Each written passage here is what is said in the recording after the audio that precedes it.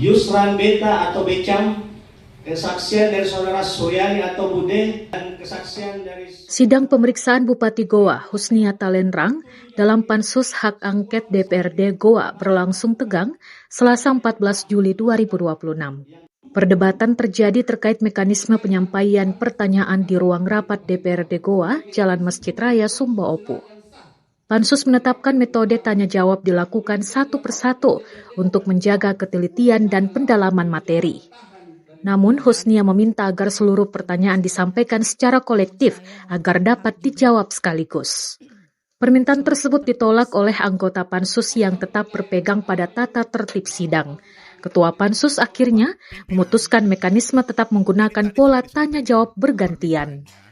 Merespon keputusan itu, Husnia menyatakan tidak dapat melanjutkan pemeriksaan karena merasa haknya sebagai pihak yang diperiksa tidak terpenuhi. Izin pimpinan, saya bisa meminta kepada seluruh anggota Pansus untuk menyampaikan pertanyaannya secara kolektif kepada saya untuk langsung kami selesaikan jawabannya.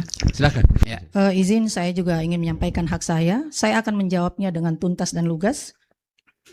Dan saya meminta kepada seluruh anggota Pansus untuk bisa memberikan pertanyaannya secara kolektif kepada saya.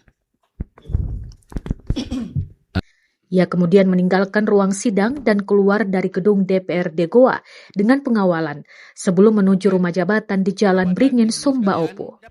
Sidang hak angket ini membahas sejumlah isu, termasuk dugaan penyimpangan yang ditudingkan kepadanya, pengadaan seragam sekolah tahun 2025, pembatalan program beasiswa, serta dugaan pelanggaran etika jabatan.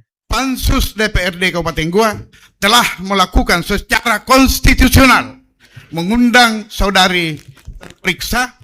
Download Tribun X sekarang, menghadirkan lokal menjadi Indonesia.